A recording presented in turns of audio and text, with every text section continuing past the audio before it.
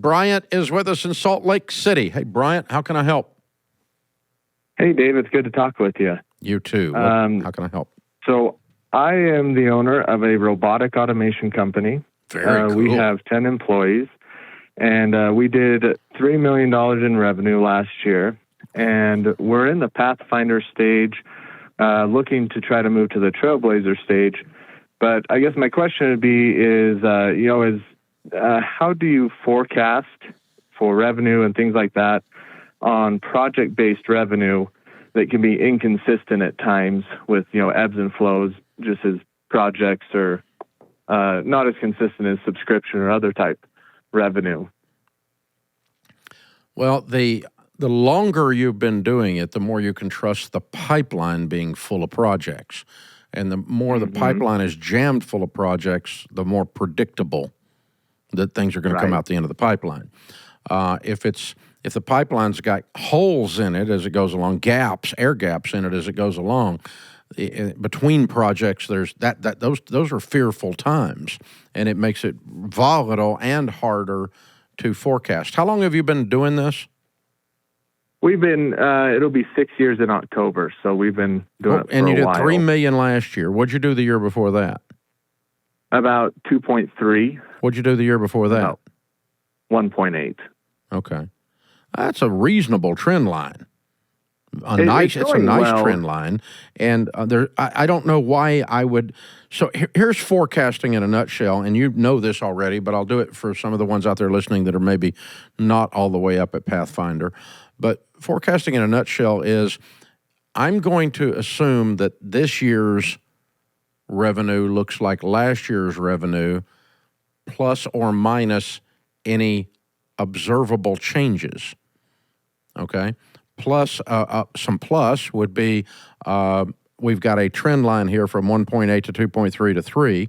That's a pretty steady statistical growth rate, okay? And so that's a plus.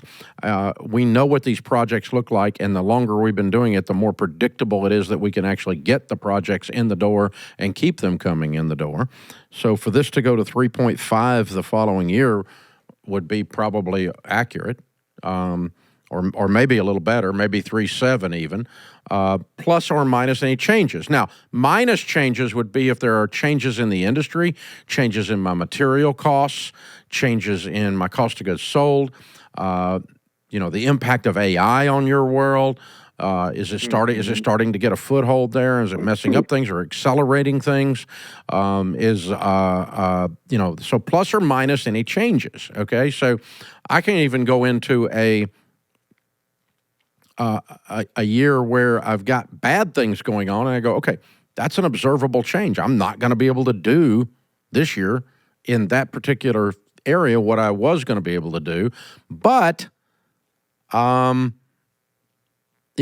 could do this other thing over here. So anyway, you can forecast 3.7 based on your trend line, and then you say, gosh, but I don't. The customer that gave us 8 projects last year is now gone. Oh, well, that's a minus. That's a change. Okay, right. Or we've got these 2 other customers we've signed up, and they are buying better average orders, and what they're ordering has more margin in it, so it's even better. So those are positives. But if we're publishing a book. When supply chain got all turned upside down in the Fauci pandemic, our paper costs went up 40%. Yes, we saw that too. Yeah. Our paper costs went up 40%. And so we can't predict. Our cost of goods sold went up, and we can't raise the price on a book 40%. The marketplace won't tolerate it. Now, we have raised them from 25, we have raised them 40%, but it took time. We're on $32 books now. We were on $25 books before for a hardback, right? And so we followed it. With our stuff, it's not, pricing is not difficult because, you do it per project, and there's not, we don't do a ton of projects for the same customer over and over, because once you do a robotic palletizer, or once you do a case packer, or once you do whatever automation they need, a lot of times there'll be a gap in time before they need anything else. And so you're bringing on a lot of the new customers continually because you're doing custom projects for each one. And the tricky part is just because there's what do so you many attribute your growth decision to? Our growth is, we're doing more marketing and finding more projects per year is probably one of the big ones. And you're then better at your marketing. Your marketing's more effective. We're better at it. And we are, as we continue to be in business for longer, we have a longer track history of successful projects that we can use for our marketing. Right. And so there's more people interested in doing business with us. Yeah, you got more swagger when you walk into the presentation. Right. Yeah. And rightfully so. Rightfully so. You know, you're not a neophyte anymore. So yeah, that's. And so. So I think those are things that are predictable. Your marketing should continually get more effective, and you should be able to select. You should reach a point that you've got enough leads coming in that you don't have to take all of them. You leave some bad business on the side of the road because it's more trouble than it's worth. It doesn't have enough margin, and this guy's a bit crazy. I think I'll avoid both those. Yes, yeah, we try to avoid the high-risk projects. Yeah. And hard part is that, you can have two projects that look very similar, and in some industries you can say, okay, that kind of project, that size of project has statistically it's a 6-month close. And we'll have customers who one of the projects will close in 2 months and another will close in 18 months.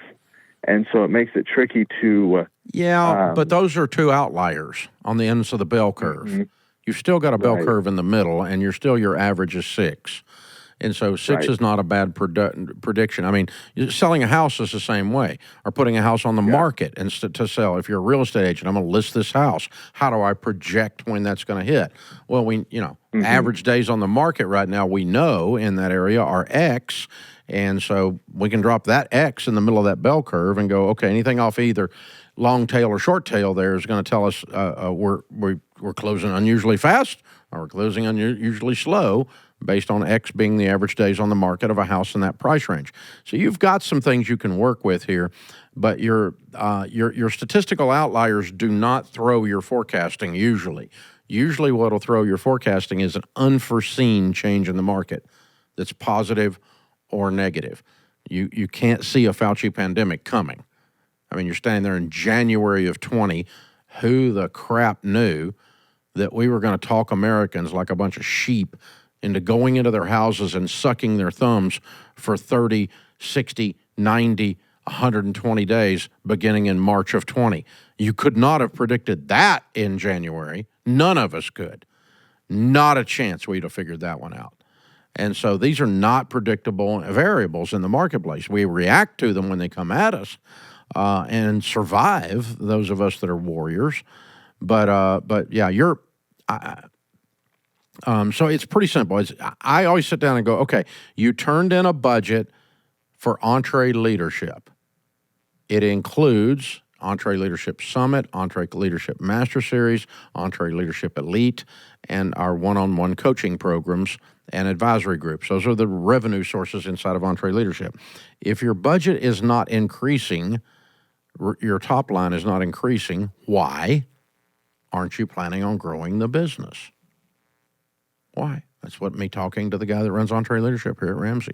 And it is increasing, by the way. This brand here is wonderfully successful. So, but, why do we think it's going to be better? You turn in an increase of whatever, make up a number, 20%. Why, make me believe that 20%. Where did you get that? Well, we think we can raise this price. We think we can add a few seats here to the event. We know we're seeing a curve and a predictable change on subscription signups and coaching. And, he can make a case for the things that are different by 20% than last year. And that's true. It is whether you're going and getting new customers every time or whether you're working with old customers, and we're doing both in that particular brand.